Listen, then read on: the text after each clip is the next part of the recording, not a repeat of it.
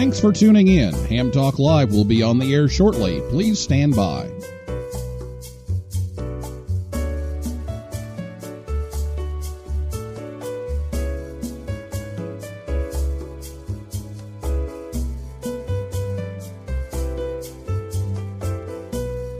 Thanks for tuning in. Ham Talk Live will be on the air shortly. Please stand by.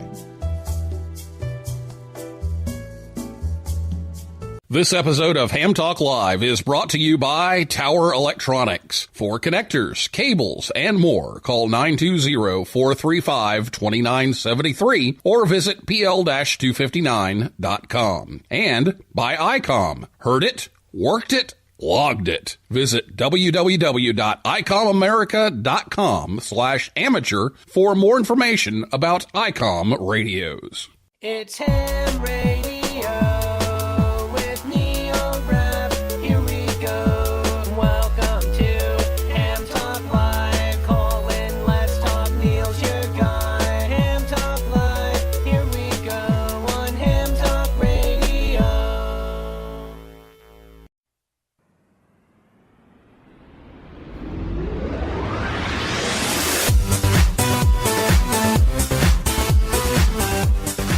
Good evening, everyone. It's time for Ham Talk Live. It's episode number 147, Ham Radio on the Queen Mary. Recorded live on Thursday, January 3rd, 2019. I'm your host, Neil Rapp, WB9VPG. Thanks for tuning in to this episode of Ham Talk Live. Tonight, we're joined by Patrick Stoddard, WD9EWK, Endaf Buckley, N6UTC, and David Akins N6HHR, and we'll take your calls live in just a few minutes. Last week, Drew Glassbrenner, KO4MA, was here to talk about making the most of satellite time. If you missed that show, you can listen anytime. Just go to hamtalklive.com or your favorite podcast app, and you'll find us there. You'll also find us over on YouTube.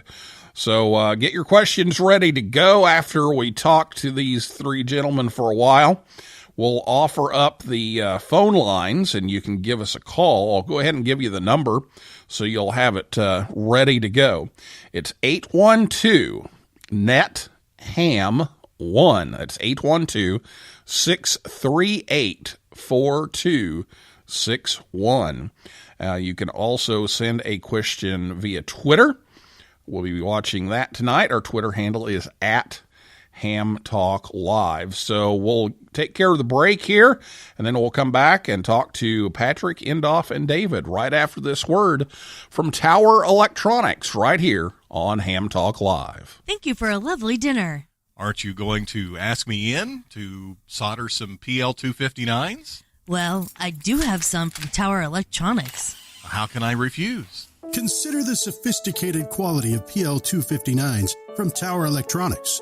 From soldering supplies to adapters, connectors to cables, and all types of connectors, Tower Electronics has the parts you're looking for. Well? Just one more connector? You know I love your PL259s. Then by all means, take some with you. Don't be caught without PL259s. Visit Tower Electronics at a Hamfest near you, or visit them online anytime at pl-259.com, or call 920-435-2973. They also have ham sticks, mobile antennas, and meters, too. See the whole catalog. Go to pl-259.com. Tower Electronics, the ham's dime store since 1978.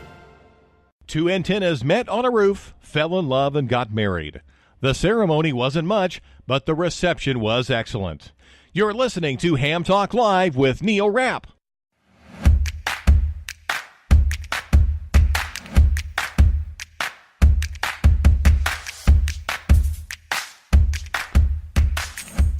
Thanks to Scott and Jill at Tower Electronics for sponsoring the show again tonight. They help bring you Ham Talk Live each and every week.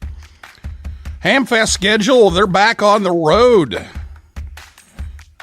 January 5th, coming up on Saturday. That's Waukesha, Wisconsin. And then they'll be in Fort Myers, Florida on January 18th and 19th. St. Charles, Illinois on January 19th. Collinsville, Illinois on January 26th. and Arcadia, Florida on January 26th, or visit pl-259.com.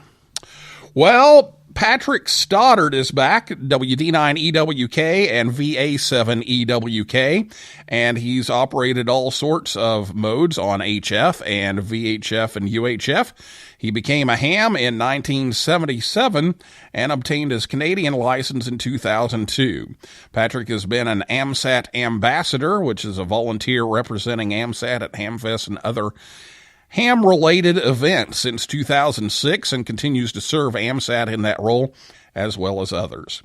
Patrick is often regarded as the top source for current information about satellites and portable operation, and he's been kind enough to be back with us tonight. Endaf Buckley N6HHR was licensed in 1997 with the call sign MW1BQO. He moved to the United States in 2001 and received the call sign KG6FIY, and in 2017 changed it to N6UTC. Endaf enjoys operating slow-scan television, HF data modes, packet radio, and satellites, and even shortwave listening, and he enjoys anything related to space. He's a member of ARL, AMSAT, AMSAT UK, the Associated Radio Amateurs of Long Beach, the Catalina Amateur Repeater Association, and the British Amateur Television Club. He's also a volunteer examiner for the Greater Los Angeles Amateur Radio Group with W5YI and ARRL VECs. And our final guest is David Akins N6HHR. He is the station manager of W6RO, the Nate Brightman Wireless Room aboard the Queen Mary. Nate is the founder of the station, dating back to the ship's last great cruise in 1967 and the grand opening of W6RO in 1979. David took over from Nate upon his retirement in 2013. He's also a member of the Wireless Room's sponsor club, the Associated Radio Amateurs of Long Beach. So, Patrick, Endaf, David, welcome to the show. Thanks, Neil. Thanks, Neil. Nice to be here. And apparently Allie the cat's decided to be on the show tonight too. So anyway, we'll keep working through with Allie in the background apparently. But we want to start off with David. We want a little bit of history of the radio room on the Queen Mary and what operations are being done on a regular basis. And I didn't throw this in here, so this may catch David off guard. But I was going through, I just finished up clearing out my parents' house, and I found a letter, and the letter was from a station operator or manager at W6RO.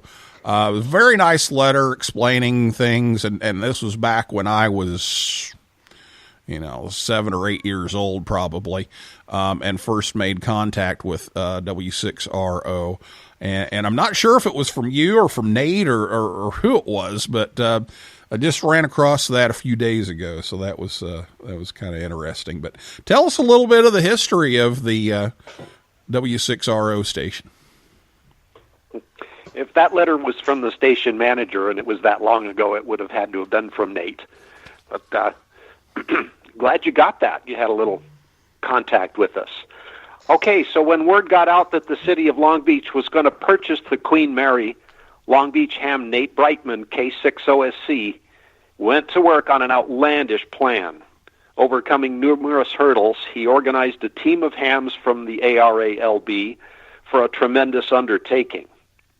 They secured permission from the Cunard Line for their intended operation, booked passage on the Queen Mary's last great cruise, obtained a special event call sign from the British government, acquired radio equipment from Swan Electronics of Oceanside, and made their way as a team to Southampton, England. Hi, I'm away from the phone. Please leave a message.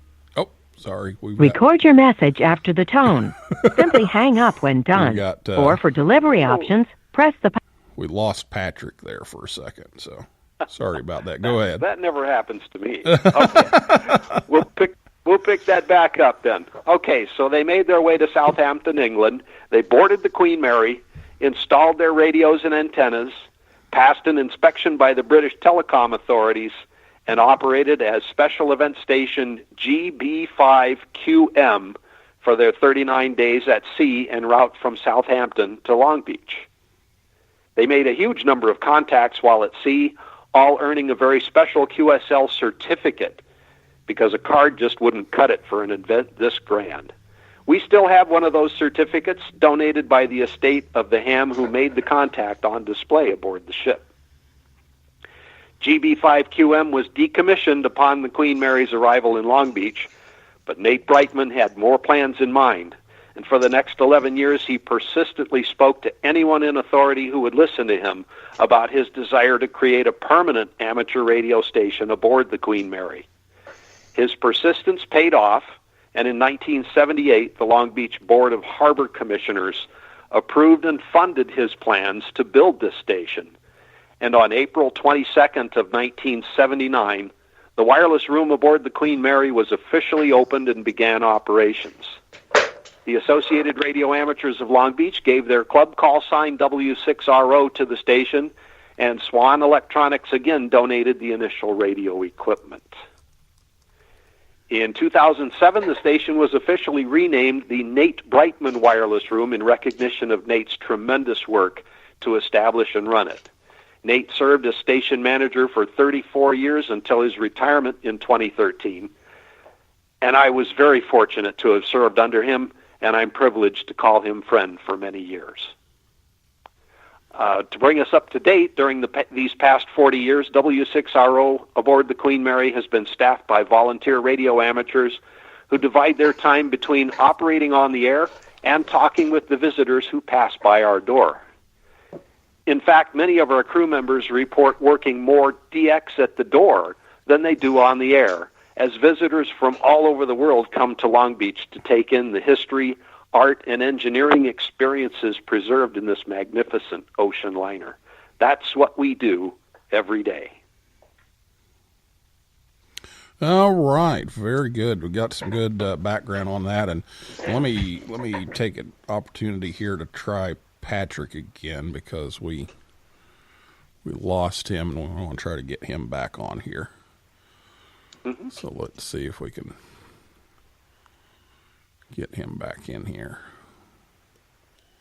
I'm back. Okay, good. We got you back. Okay, yeah, I called you and you called me at the same time, apparently. So, okay, so we got you back. So, David just finished up telling us a little bit about the operations on the Queen Mary. So, Patrick, now that you're back, you and Endaf were recently invited to do some satellite operations on board. So tell us how that went and some of the challenges of finding a clear line of sight from the ship. Well, this all goes back, to the previous time I worked satellites on the ship from the W6RO wireless room. At the time in 2016, the station still had satellite antennas, and I worked one pass from there.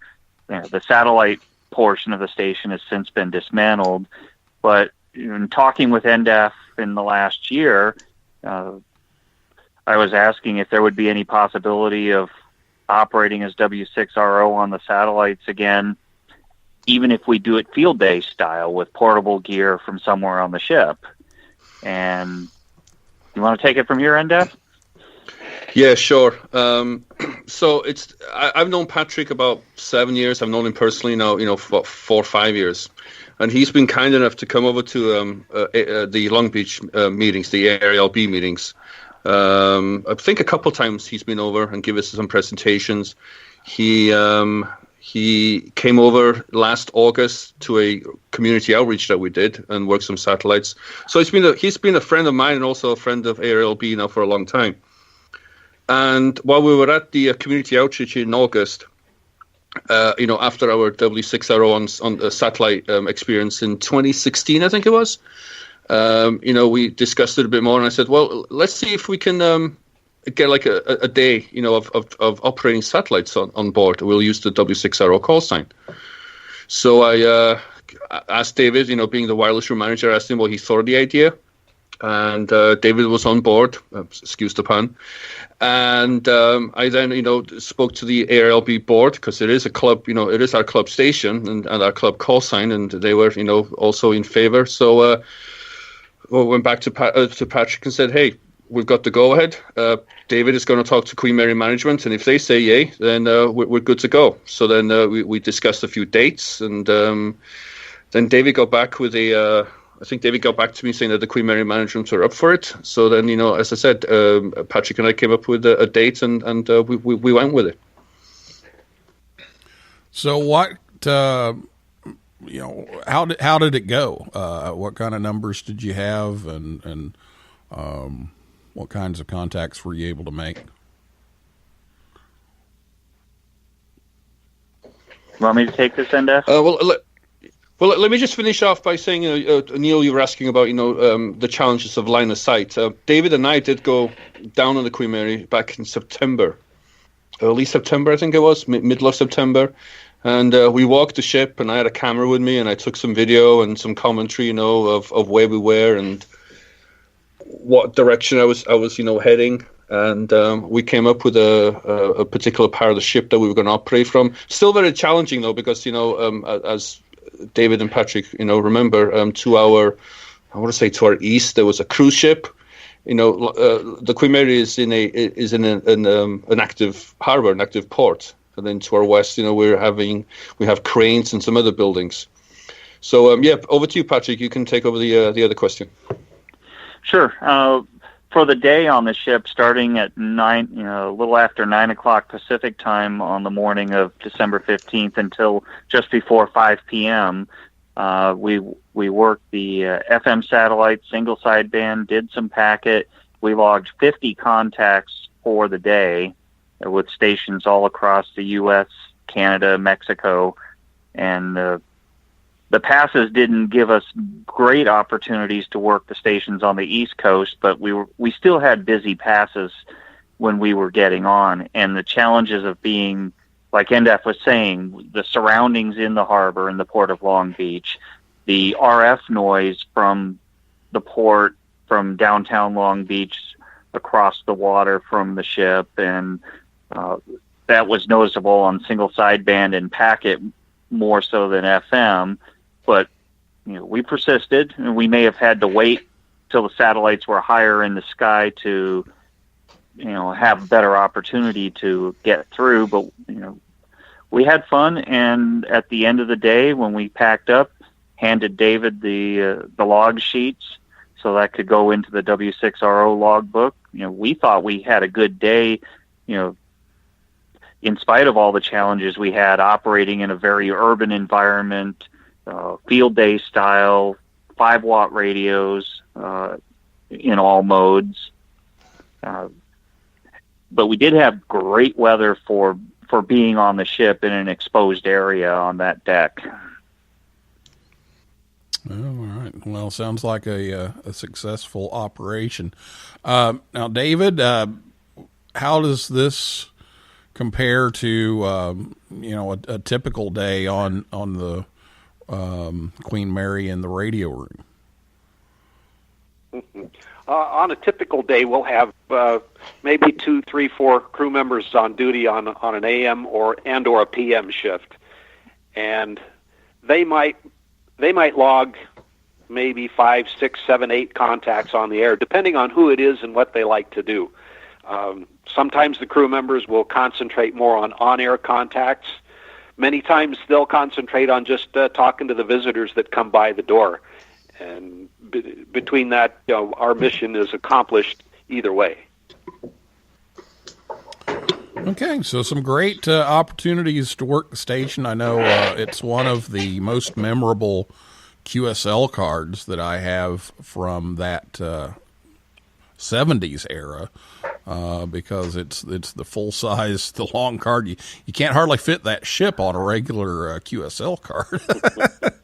And it was one that I always enjoyed having around, and one that I was very proud of. So glad to hear that that's still going and on the air, and now some satellite activity. So that's pretty cool. Well, we're going to take a break here, and then when we come back, we're going to take your questions on Twitter and as well as the phone lines at 812-638-4261. So we'll take a break and do that right after this word from ICOM America right here on Ham Talk Live. Attention all hams. ICOM knows that ham clubs play a big role in bringing ham communities together to learn from their peers and industry leaders. As a way to give back and help you on this mission, ICOM has launched a promotion exclusively for ham clubs and the ham fests they are involved with. By registering your club, you could win ICOM swag, a Skype presentation, or for your ham fest, an ICOM booth set up at your ham club. Register today for your chance to win. Enter today at www.icomamerica.com/hams. Hamfest net registration is open to U.S. organizations only. Join the conversation. Give us a call at 812-NET-HAM1. That's 812-638-4261. Now, here's more Ham Talk Live.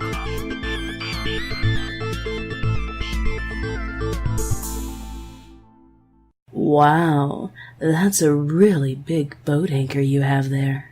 You're listening to Ham Talk Live with Neil Rapp.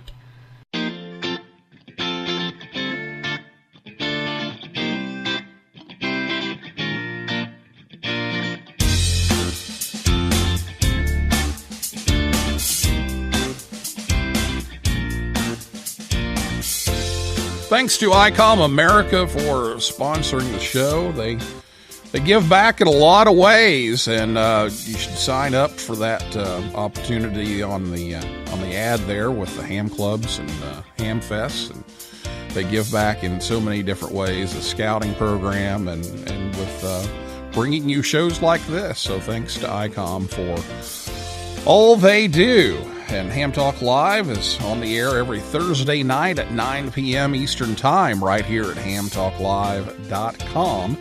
Be sure to check us out on Facebook, Twitter, and Instagram. And we're going to open up the phone lines now. It's time for your calls. If you have a question for Patrick, Endaf, or David, give us a call at 812-NET-HAM1. For the alphabetically challenged, that's 812-638-4261. Or you can tweet us at Ham Talk Live. So we'll stand by here and see what kind of response we have online and on the phone lines tonight, 812-638-4261. David, what are some of the upcoming on-air events that you've got planned for W6RO? Okay. Well, we are planning a month-long on-air operating event during April as part of our 40th anniversary celebration. W6RO has been open for business for 40 years, and it's time we celebrated. Crew members will make every effort to keep the station active every day and make as many contacts as possible. I'm working with the ship's management to have a special QSL card made up just for this event. Look for W6RO on 7040 and 14040 CW, or 7240 and 14340 single sideband. We may be on other bands as conditions permit. And see our page on QRZ.com for the QSL information. Again, that's April 1st through April 30th. All right, very good. 812-638-4261 is the phone number if you have a question about operations on the Queen Mary or some portable satellite operation for Endaf and for Patrick. Give us a call, 812-638-4261. While we're waiting here, David, too, I wanted to ask if somebody's coming out to the West Coast and out there visiting, and they want to operate from the station. Is there a way they can do that? And if so, what should they do to make that happen? Sure. We always welcome guest operators to come aboard and take the mic or the key for a little while and operate W6RO. It's best to check with us a few weeks in advance to be sure that a crew member will be present on the day you intend to visit. We do have some gaps in our schedule, so it's important to do that. Bring a paper copy of your ham license for us to verify. And you'll need to purchase an admission to the ship, then come on up to the wireless room. Here's one important caveat. Be aware that there are no elevators on the ship that come all the way up to the sports deck. You will have to be able to climb at least 2 flights of stairs and walk about 100 feet to get to the wireless room. And lastly, all guest operation is under the supervision of the W6RO control operator on duty. Okay, very good. So if you're interested in doing that, there's the information. You can get a hold of David or one of the control operators out there and make your visit. 812-638-4261 is the telephone number if you have a question, or you can tweet us. We're watching that. It's at Ham Talk Live on Twitter if you have a question about operations on the Queen Mary. Now, Patrick, did you get any video or recordings of all of this? Well, we have audio recordings of every pass we worked. Many of the passes also had video. Endaf was streaming them on Facebook Live during the day. Those videos are posted in a couple of places on the ARALB's Facebook page. I believe they're still available there. And I also have most of the videos on my own YouTube channel, youtube.com/VA7EWK, just taking what was, streamed on Facebook Live and posting it on YouTube. So you can see we were operating just out in the open, or for AO7 FO29 at the end of the table that we had set up on the veranda deck.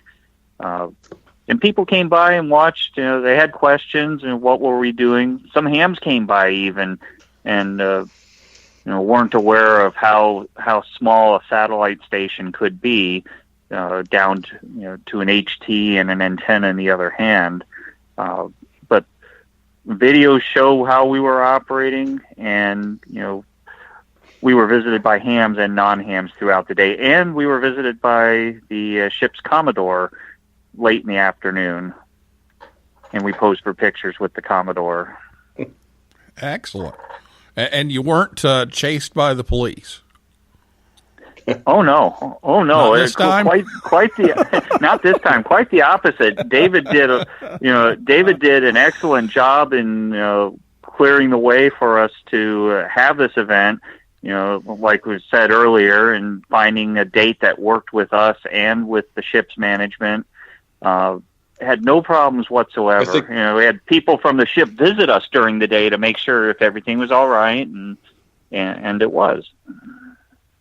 Yeah, I think we had somebody. Yeah, I think I was going to say we had somebody from that David works with come over and check us out what we were doing, and we can't forget Ron Frank N6HHR who helped us out during the day too. He kind of hung out with us and kept guard on the equipment while we were taking a 15-minute break and so forth. So we need to thank Ron as well. 812-638-4261 is the phone number. If you'd like to join in tonight, please do so. It's better if we get some phone calls, so give us a call, 812-638-4261, or if you'd rather type, you can tweet us at Ham Talk Live on Twitter. So, Patrick, do you remember exactly what equipment you were using there on this trip? On this trip, when I was operating FM, I was using my Kenwood THD72 and my Elk Log periodic. For single sideband, same antenna, but I was using two FT817s. For packet, I used either the THD72 on the Falcon Sat 3 satellite, or I used my THD74 for the ISS passes later in the day. And Endaf worked SO50, and I forget what radio he used. Endaf? I used an arrow elk. An elk log periodic antenna. I know. I used an elk log periodic antenna, and I used a Yaesu FT60. No Baofeng in sight. Oh, he said the word. He's been planning this all week, trying to figure out how he can say the word Baofeng, so we have to play the Baofeng clip. But anyway, so just some handheld, some little mobiles, and a couple of elk, and away you go. So sounds like it worked pretty well. David, what do you have in the radio room for HF? We just put in a brand new ICOM IC7300 about a year and a half ago. We raised funds to purchase that and got a nice panel console mount for it made up by a company over in Torrance here, and that went in and went very well. We also have a big old Kenwood TS950. That's the big gun in the station, our 200 watter on the beam antenna. And we're going to be retiring a TS850 here pretty soon to make room for a brand new VHF UHF panel, which will be going in. Could be any day now. I should be checking with my assistant manager and making sure he's got everything to do. We've got a couple of new antennas on tap, too, that we're going to put up. We have a Carolina Windham that we're going to try to get up when they take down the Christmas lights. And we'll have another vertical antenna up probably within the next month to 6 weeks. All right. Some cool stuff there, and we need to get some people out there and visit and operate. So if you're out in the Long Beach area, make sure you get a hold of them. And David, why don't you fill everybody in on the website there for the club and how they can get a hold of somebody if they do want to come visit? Sure. Probably the better, more concise information is on our QRZ page, QRZ for W6RO. There's also some information available on the club's website, which is aralb.org. Okay, very good. So that's where you can find information about the club station and their operations there. Well, let's give one more call out for phone calls here. 812-638-4261 is the phone number. So if you have a question, give us a call. We're going to wrap things up here shortly. So give us a call or give us a tweet if you have a question. And invariably, as soon as I start to sign off, that's when one comes in. But we'll give everybody a chance here to do that. Patrick, anything else that you want to bring up from this trip? Well, like I was saying earlier, the challenges of operating in the Port of Long Beach, I didn't realize how noisy it was going to be, especially on the non-FM satellite passes, until the satellites were higher in the sky. I figured there would be noise, but for AO7 and FO29, we had to look for higher passes to be able to overcome the noise. So our antennas were pointing up instead of at a ship or at downtown Long Beach across the water. FM wasn't so bad. It was just, a typical Saturday afternoon on FM. We were able to get through reasonably well, but there were some times we had to wait a minute or two before we could get a gap in the action to make ourselves heard. But we were making contacts as if it was like field day. Everybody wanted to work W6RO. We were happy to do that on all the passes, and led to 50 contacts in the 8 or 9 hours. But I'll also add, I was a little worried when we did AO92 the first pass, and there was some noise, and we weren't getting in. And then was it AO7 or FO29 was the on single sideband? It was just you were like S5, S6 noise, but luckily we got through. So there were some moments there when I thought, we're not going to make anything here. And we at least we made. Go ahead. I'm sorry. No, go ahead. At least we made at least we made contacts on every satellite we attempted. AO 91, 92, SO 50, and FM, AO 7 and FO 29, FalconSat 3 and ISS. We at least made one contact on every pass we attempted, and AO 7, I think we only made 2 contacts, and that was the one that was getting a lot of noise. It didn't matter if it was 2 meters or 70 centimeters. It was just the noise was there. But the satellite community did come out and help us. I mean, thanks to Twitter, we let everybody know what's going on, and there were a lot of familiar call signs on those passes. Yeah, I remember trying to get in, and I couldn't get through the pile up. I was trying, but it just didn't work. Well, we've got a tweet here from Clayton W5PFG, and I'm assuming this is for Endaf, but maybe not. Oh, but he wants to know what takes priority: afternoon tea time on the Queen Mary or satellite pass? I'm going to say satellite pass. That's easily the thing I'm there for. Not just, having a nice cup of tea on board is also fun, but I'll take the satellite pass. All right. I think we got the right answer there. So, very good. Well, we had to get that in there. So, well, gentlemen, I'm going to just go around one last time here, but I think we're about to finish up. So, any last comments, David? Yeah, I could plug a little bit here. We currently have about 44 volunteer hams on the roster, and we have room for a few more. So for anybody who's living in the Long Beach area, and I'd welcome some more crew members. All I ask is that you must, of course, be a licensed amateur. You be able to operate on HF, be able to give a good representation of ham radio to the ship's visitors, and commit to at least one regularly calendared 4-hour shift each month. Anyone who's interested in joining the crew, you can contact me at my call sign, N6HHR at ARRL.net. All right. Endaf? Well, I'm kind of hoping we can do this, as an annual event, maybe do it again next December. But obviously with the 40th anniversary coming up in April, I'm hoping I'll get on board a couple of times during that month to get W6RO back on the satellites, get the call sign back in the consciousness of, the ham radio operators out there. But I'm hoping we can make this, kind of an annual event. Okay, and before I get to Patrick, we have a phone call on the line here, so let's go ahead and take the call.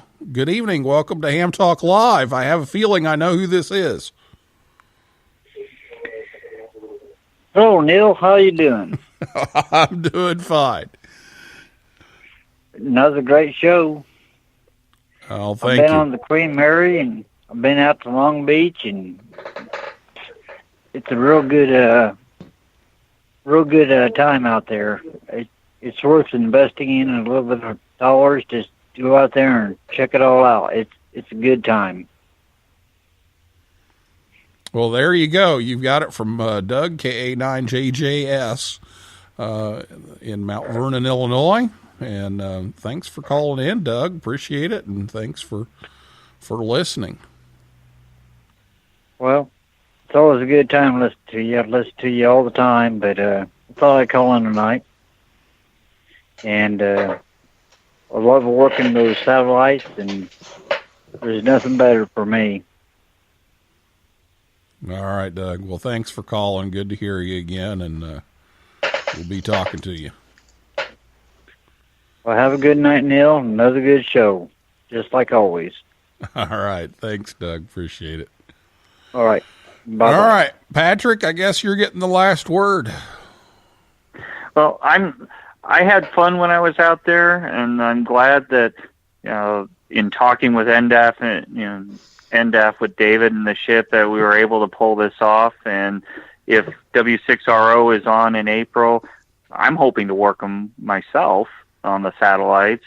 A yearly thing. I think it's great that, W6RO is going to be on the satellites. If it can be done at least on a yearly basis to have the call sign on, and as we proved in December, we don't need a whole lot of equipment to make that happen. The club has a nice HF station on the ship, and Endaf or anyone else who wants to do satellite, we bring our own equipment and away we go. All right. Well, I would look forward to that as well. So I hope that you all can make it work out, and I will be watching on Twitter and listening for that to happen again, because I'd like to give that a try. So, well, we're going to end things here tonight, but that's going to be another episode of Ham Talk Live. That's a wrap. And thanks to Patrick Stoddard, WD9EWK, Endaf Buckley, N6UTC, and David Akins N6HHR, and everybody out there in cyberspace for listening and calling in and tweeting in, and we'll invite you back next Thursday night at 9 p.m. Eastern Time. For a list of all of our upcoming guests, go to hamtalklive.com, and you can check that out. And if you like Ham Talk Live, please consider leaving us a review on iTunes. That helps others find us faster, so please do that if you can. And we'll say 7-3 for now. So for now, this is Neil Rapp, WB9VPG, saying 7-3, 7-5, and may the good DX be yours.